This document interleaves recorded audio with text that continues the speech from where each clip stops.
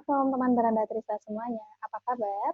Teman Beranda Trisa semuanya, pada episode kali ini saya akan sharing tentang hasil riset dari Bain & Company, yaitu suatu perusahaan konsultan manajemen yang berpusat di Amerika, di mana riset terbaru dari Bain & Company adalah menjelaskan tentang prospek beberapa bisnis terkait adanya pandemi COVID-19.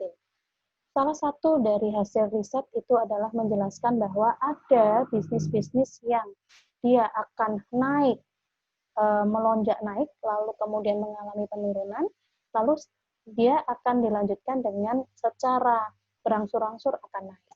Nah, bisnis pada kategori ini diantaranya adalah satu bisnis yang terkait dengan kesehatan, termasuk adalah bisnis-bisnis yang terkait dengan produk-produk kesehatan yang dijual secara online.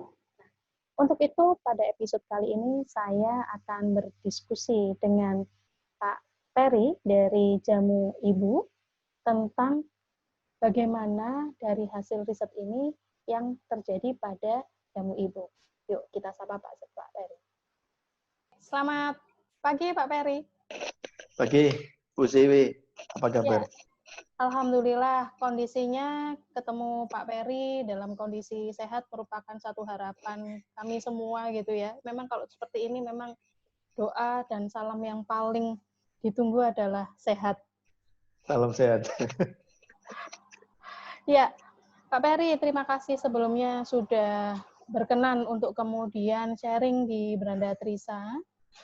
Di sini nanti akan banyak teman-teman yang dari Beranda Trisa yang akan melihat lalu kemudian bisa belajar dari channel YouTube ini begitu. Nah, yang ingin saya diskusikan adalah salah satu hasil dari riset yang dilakukan oleh Bain & Company. Bain & Company ini adalah salah satu perusahaan konsultan bisnis berbasis di Amerika. Baru saja merilis adanya suatu hasil riset dia adalah tentang prospek bisnis masa depan terkait dengan setelah adanya pandemi COVID-19. Gitu.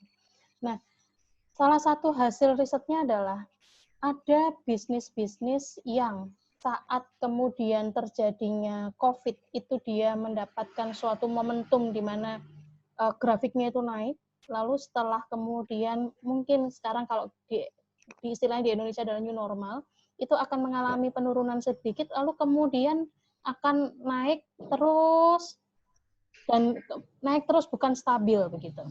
Nah, bisnis-bisnis itu diantaranya adalah bisnis farmasi, terutama bisnis farmasi yang digunakan secara online. Nah, terkait dengan itu saya ingin mendapatkan sharing nih dari Jamu Ibu gitu, Pak. Betul nggak, Pak? Jamu Ibu ini mengalami short term spike atau kemudian memang suatu hentakan ketika di awal-awal terjadinya pandemi ini di Indonesia, terutama kemudian yang terkait dengan perubahan gaya hidup dan mindset masyarakat. Monggo, Pak. Ya, memang Jamu ini salah satu yang bisnis yang rise ya, masuk ke dalam kategori bisnis kesehatan. Itu salah satu bisnis yang rise. Dan memang benar, Bu Siwi, kita mengalami short term spike. Itu sempat kita alami tepatnya yaitu di bulan-bulan antara Februari Maret.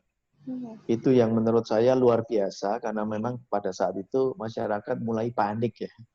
Mulai panik, lalu juga ada statement dari beberapa ahli bahwa herbal atau empon-empon itu bisa untuk meningkatkan daya tahan tubuh. Nah, itu memang luar biasa. Tapi memang yang melonjak itu tidak semua produk. Jadi kalau di Jamu Ibu ini kita punya kira-kira 200 item ya. Jadi yang melonjak itu hanya item-item yang berhubungan dengan imunitas atau daya tahan tubuh. Contohnya apa? Temulawak, ya. Lalu jahe. Maksudnya item-item yang mengandung itu ya. Temulawak, jahe, lalu rosella, kulit manggis, sambiloto, kunir, jinten hitam. Ya. Nah, khususnya yang paling melonjak itu adalah temulawak.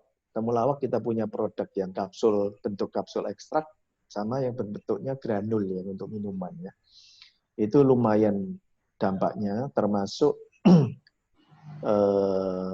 di sisi online, penjualan online dan penjualan offline. Pada saat itu sama-sama melonjak, luar biasa menurut saya. Ya pelonjakannya, dan kita sampai sempat kosong-kosong ya untuk pada saat Februari dan Maret itu.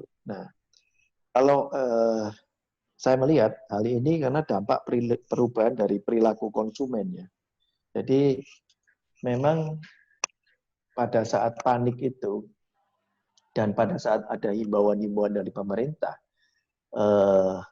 seperti masyarakat ini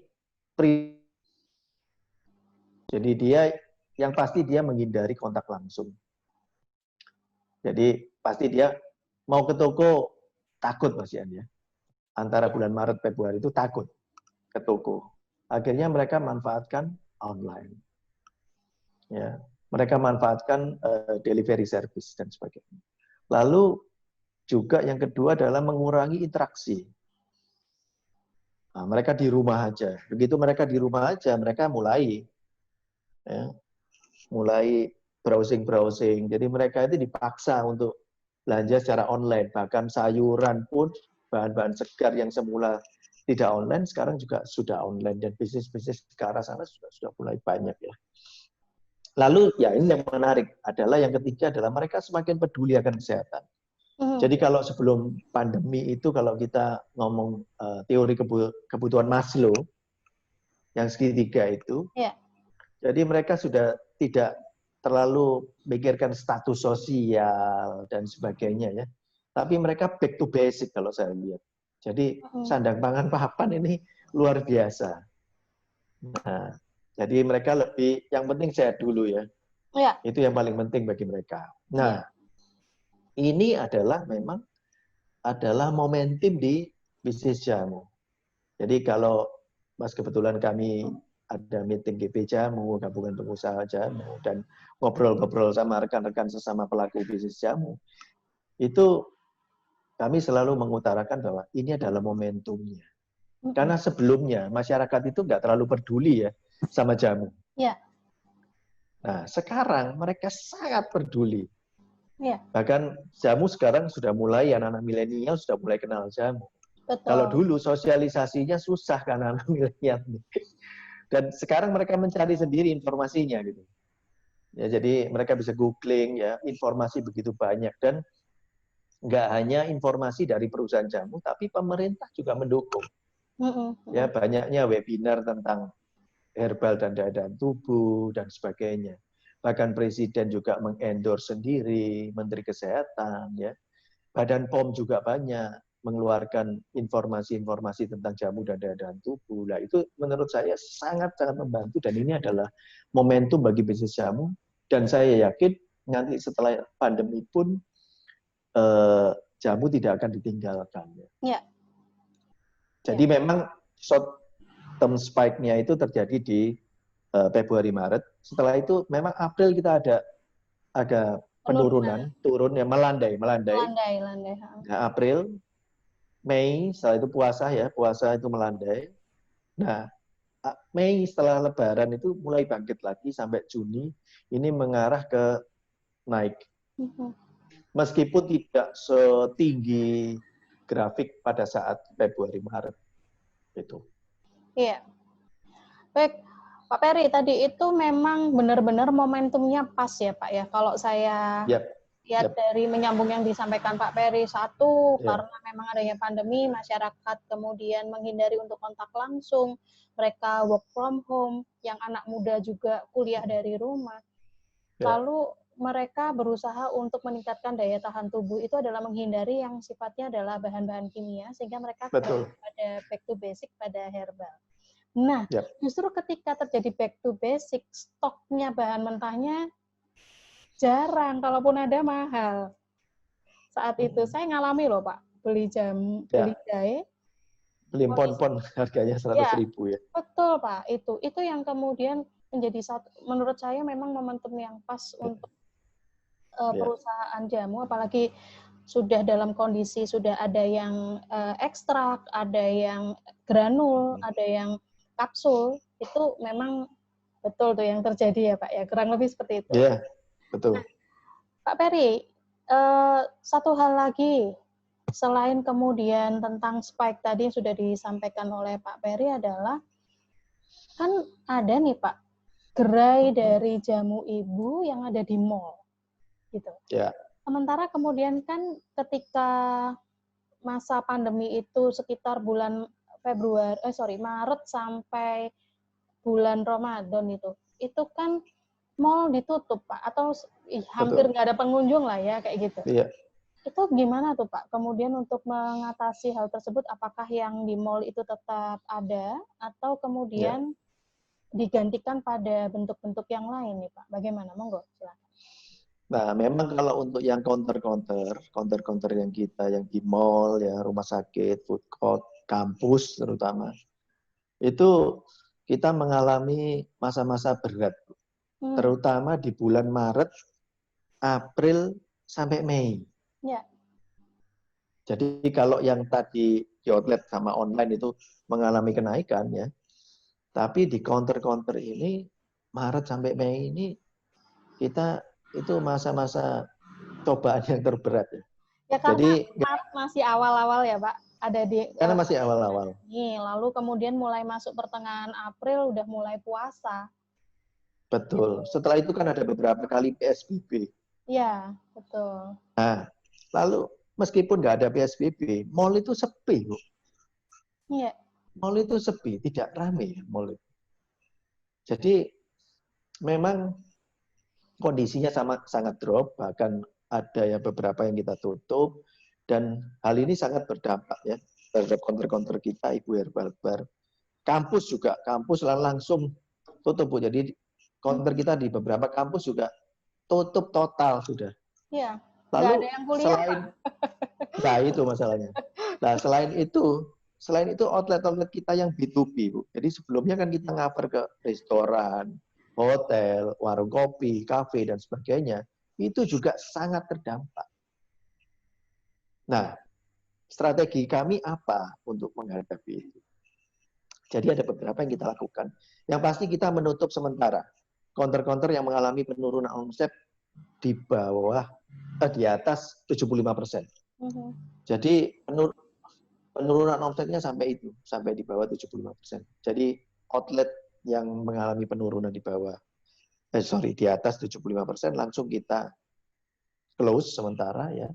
Lalu kita merubah fungsi SPG counter itu menjadi online reseller by WA. Jadi mereka tetap ada target di counter, tapi mereka mulai berubah.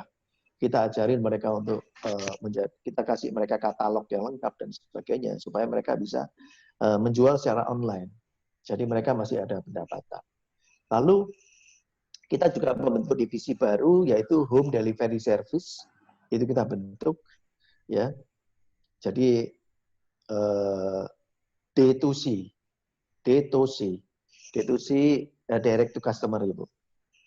Jadi itu kita bentuk home delivery service. Lalu kita juga membuat program reseller sama kemitraan. Dan kita juga menjalankan program direct selling. Nah itu yang pivot yang kita jalankan ya untuk sementara. Nah, saat ini outlet kami dari yang 33 outlet yang tersebar di Indonesia itu mungkin sekarang kalau yang buka hanya 5. Nggak banyak. Itu yang 5 itu di tempat daerah yang zona hijau, Pak Peri? Atau gimana tuh? 5 itu adalah counter kita sendiri yang bukan di mall. Jadi contoh kalau yang di Surabaya ini, kafe kita yang di Gubeng masih buka. Lalu outlet kita yang di Ngaglik punya kita sendiri masih buka. Lalu beberapa ada yang masih buka. Kayak misalkan di High-Tech Mall masih buka. Lalu ada di pusat. High-Tech Mall lantai 2 itu masih ada ya, Pak? Ya, masih ada. Lalu di Giant, kita masih ada. Masih buka. Ya, lalu di Carrefour juga masih buka. Mhm. Lalu sekarang sudah mulai kan ada ya mall-mall yang mulai buka. Nah, kita mengikuti itu. Berangsur-angsur tapi Pak ya, berangsur. Berangsur-angsur. Tapi omsetnya Ya karena yang datang belum banyak kali ya Pak ya. betul. Dan untungnya kita beberapa tahun yang lalu sudah kerjasama dengan kayak Gojek, Grab, dan sebagainya. Lah itu yang meningkat. Tapi yang dine-in itu yang drop. Betul. Jadi orang lebih banyak take away sama online. Ya, ya. Gitu. Ya karena orang-orang masih meskipun memasuki masa new normal, mereka lebih pada bekerja, tetapi kemudian untuk kemudian mereka berbelanja atau datang ke mall yang untuk seperti sebelum terjadi pandemi itu belum nampak gitu ya Pak ya. Ya. Pak Ferry, saya boleh nanya nih yang tadi tentang kemitraan. Menarik tuh Pak tadi tentang kemitraan itu tadi bentuknya seperti apa ya Pak? Jadi gini, kita ada 2 program, yang satu reseller, satu kemitraan. Kalau reseller, dia hanya menjual produk kita, produk kering ya, saset, botol, kayak gitu, kering aja. Jadi kita yang bungkus, kita yang kemas, kita yang kirim. Ya, jadi kita yang stok. Jadi reseller tidak perlu ngapa-ngapain. Mereka hanya memanfaatkan komunitas mereka saja untuk diinfokan tentang jamu ibu. Itu yang konsep reseller. Nah, kita punya konsep kemitraan. Sebetulnya kemitraan ini nggak hanya kita jalankan pada saat sekarang ya. Karena kemitraan itu kita udah jalankan beberapa tahun yang lalu awal kita buka Herbal Bar. Nah, cuman yang sekarang ini lebih kita galakkan. Karena banyak sekali yang terdampak ya Bu ya. Jadi yang sudah tidak bisa kerja lagi, yang masih belum di PHK tapi unpaid leave dan sebagainya. Nah itu yang kita punya paket-paket tertentu. Jadi satu paket ada yang 7,5 juta, ada berapa. Nanti kita kasih rombong kita ya counter sama produk. Jadi 7,5 itu tidak hilang, tapi hanya kita keluarkan sekali aja. Nanti kita kasih rombong, lalu alat-alatnya untuk sealer dan sebagainya, itu kita kasih semua. Dan nantinya akan kita training sampai dia bisa untuk berjualan. Dan ternyata ada beberapa, terutama yang berhasil adalah ibu-ibu. Itu yang saya surprise, dan memang ibu-ibu ini luar biasa menurut saya. Ini ada lawan lah Pak kalau ibu-ibu Pak. Iya, karena ada beban dia. Iya. Kalau anak-anak milenial kan nggak ada beban. Jadi kalau nggak berhasil, dia mau effortnya itu menurut saya beda dengan ibu-ibu ya. Iya. Ibu-ibu luar biasa.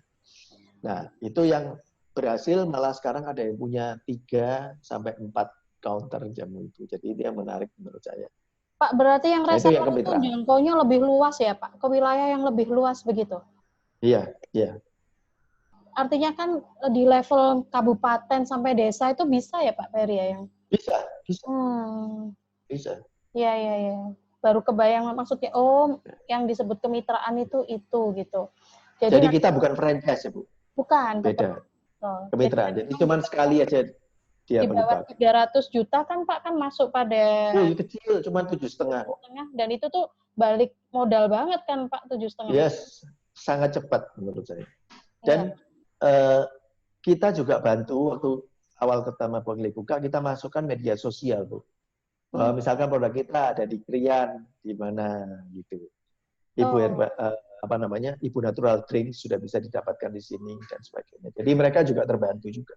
Jadi dibantu di promosi promosi awal tentang usaha itu gitu ya. Ya, kita announce di media sosial kita. Kalau kita ada di situ gitu. Oke, menarik Pak Ferry. Jadi memang kalau saya lihat jamu ibu ini sangat masif ya di dalam melakukan strateginya, termasuk diantaranya adalah bagaimana menyebar ke wilayah yang jauh di pelosok begitu Pak. Pak, ini pertanyaan tadi harusnya 3 tapi ternyata imbuh 1 gitu ya. Apa-apa. Silakan. Ini terkait dengan yang riset dari BIN tadi Pak. Kan masuk kategori ke-6 yang kemudian mereka memang mengalami penurunan. Tadi Pak Peru sudah menjelaskan bahwa itu terjadi pada di sekitar bulan Ramadan dan Idul Fitri itu Maret ya Pak ya? Februari Maret. Ya. Lalu kemudian mulai naik berangsur-angsur naik gitu. Nah, dan salah satunya adalah melakukan strategi online karena memang strategi online itu mau nggak mau adalah satu strategi yang harus dilakukan di saat konsumen itu menghindari kontak fisik. Apalagi nih Pak, yang kira-kira strategi yang dilakukan di masa depan gitu, atau mungkin yang sedang dirancang nih, boleh dong kasih bocorannya Pak, untuk kemudian bisa membuat kurvanya ini tidak stabil tetapi naik begitu Pak, berangsur-angsur naik. Monggo Pak. Ya, mungkin saya clearkan dulu yang tadi Bu, tadi short term spike-nya itu terjadi di Februari Maret. Ya. Untuk yang offline sama online. Ya. Tapi kalau untuk yang counter-counter itu malah mengalami penurunan itu mulai Februari, Maret, April sampai Mei. Gitu ya. Yang artinya konsumen datang langsung itu ya, Pak? Iya, betul. Itu yang kita mengalami masa-masa berat. Lalu kita ada beberapa langkah-langkah strategis memang ya mungkin gampangnya saya breakdown menjadi 5P ya, Bu. Jadi 5P itu adalah P pertama adalah produk. Jadi dari sisi produk kita prioritas ke Pareto produk. Atau produk-produk yang fast moving. Nah, pada saat ini produk-produk itu adalah produk-produk dengan indikasi daya tahan tubuh. Nah, itu produk-produk yang existing. Tapi kita juga mengembangkan produk untuk jangka panjangnya. Kita mulai fokus ke daya tahan tubuh juga. Kita mulai mengembangkan juga untuk berbagai kategori. Lalu untuk pricing. Pricing, kita sebenarnya tahun ini ada rencana price increase ya. Nah itu kita tunda. Sebagai salah satu wujud empati. Iya, karena daya belinya sedang teruji nih. Itu akhirnya kita tunda. Nah, itu dari sisi pricing. Lalu dari sisi place ya. Dari place, kita maintenance existing outlet. Lalu memaksimalkan online, dan kita push D2C, direct to customer. Jadi home delivery service kita push. Lalu direct selling kita juga kita push. Mungkin keadaan itu hanya sementara, nanti setelah pandemi, mungkin setelah customer mulai berani belanja di outlet dan sebagainya, sedikit demi sedikit pasti yang home delivery service berkurang. Dan direct selling-nya berkurang. Lalu dari sisi promotion, nah ini yang kita melakukan perubahan luar biasa karena event-event offline kita sudah nggak bisa lagi. Kita sudah nggak bisa interaksi dengan orang dan sebagainya, ya, sangat-sangat terbatas. Jadi kegiatan-kegiatan PR-ing itu yang banyak kita lakukan melalui media sosial, lalu empathy branding ya. Jadi kita banyak kolaborasi sama asosiasi, lalu kita kasih sumbangan ke beberapa rumah sakit ya dan masyarakat untuk mensupport daya tahan tubuh mereka. Lalu digital marketing juga kita lakukan banyak. Jadi kita mendadak kita ini menjadi pejuang konten. Jadi ini mendadak ya. Jadi ini berubah, akhirnya kita beli alat dan sebagainya yang dulunya hanya ya udahlah cuma online sales, lalu digital marketingnya hanya media sosial dan sebagainya. Sekarang kita bikin konten, Bu. Jadi kita mulai mengaktifkan itu. Kita bikin games interaktif ya di TikTok, lalu di Instagram kita bikin quiz dan sebagainya. Jadi kita mulai banyak melakukan hal-hal itu lewat yang digital. Penting ada engagement gitu aja Pak ya.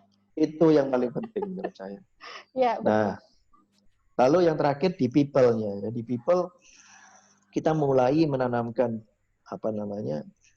mindset baru bahwa everyone is marketer. Ya. Jadi harus bisa mewakili perusahaan. Makanya yang bikin konten itu kebanyakan memang dari orang-orang kita, Bu. Ya, saya salah satunya gitu. Salah satunya yang pejuang konten itu ya. Jadi ada beberapa tim kita juga itu ikutan. Ya. Jadi berkontribusi terhadap program marketing digital. Itu yang kita rubah sekarang. Ya. Jadi untuk kemudian langkahnya untuk membuat dari yang tadi landai untuk kemudian bisa berangsur-angsur meroket, caranya melalui 5P tadi ya Pak ya. Dan ya, itu yang kita lakukan. Ya. Tidak sekedar kemudian hanya online melalui penjualan saja, tetapi kemudian dari sisi promosinya mendadak menjadi pejuang konten. Ya, jadi karena memang betul kalau saya tadi melihat mengapa harus melakukan seperti itu. Sekali lagi adalah untuk mensupport adanya gaya hidup yang tadi sudah mulai aware terhadap basic kembali ke herbal. Itu berarti kan harus didukung dengan tayangan-tayangan atau konten-konten yang kemudian lebih membuat mereka menjadi terikat, begitu ya Pak ya. Ya. Jadi baik, kata kunci kita, monggo. sorry Bu Siwi, monggo. sorry saya tambahkan sedikit ya. Kata kuncinya saat ini di masa pandemi ini adalah inovasi, adaptasi dan kolaborasi. Ya, betul Pak. Itu yang lagi kita tanamkan. Karena kalau tidak dilakukan inovasi, itu juga kondisi perubahannya itu perubahan masyarakat, perubahan teknologi, itu kita juga akhirnya menjadi penonton nantinya ya Pak. Tetapi kalau kemudian kalau kita tidak beradaptasi, kita ditinggal juga. Kalau tidak berkolaborasi, itu gempuran pandemi ini menyerang semua aspek, sehingga mau nggak mau kita harus sharing resource. Betul. Betul, Pak. Baik, Pak Ferry. Matur nuwun sangat atas sama-sama sharingnya. Tentunya ini bermanfaat bagi teman-teman ketika kemudian nanti akan belajar tentang bagaimana sih suatu perwujudan atau implementasi dari hasil riset dari Bain & Company tadi. Semoga Pak Ferry dan semua teman-teman di Jamu Ibu selalu dalam kondisi sehat. Sama-sama, semoga Bu Siwi, keluarga, dan rekan-rekan di UNER sehat-sehat semua. Amin. Ya, terima kasih Pak Ferry. Sama-sama Bu Siwi. Nah, teman-teman, menarik ya diskusinya bersama dengan Pak Ferry. Bagaimana Jamu Ibu itu melakukan inovasi, adaptasi, dan juga melakukan berbagai macam strategi untuk kemudian bisa menaikkan kurva dari Jamu Ibu pasca adanya pandemi COVID-19. Semoga materinya bermanfaat. Saya akhiri dulu. Beranda Trisa, kami yang sharing, Anda sharing. Assalamualaikum warahmatullahi wabarakatuh.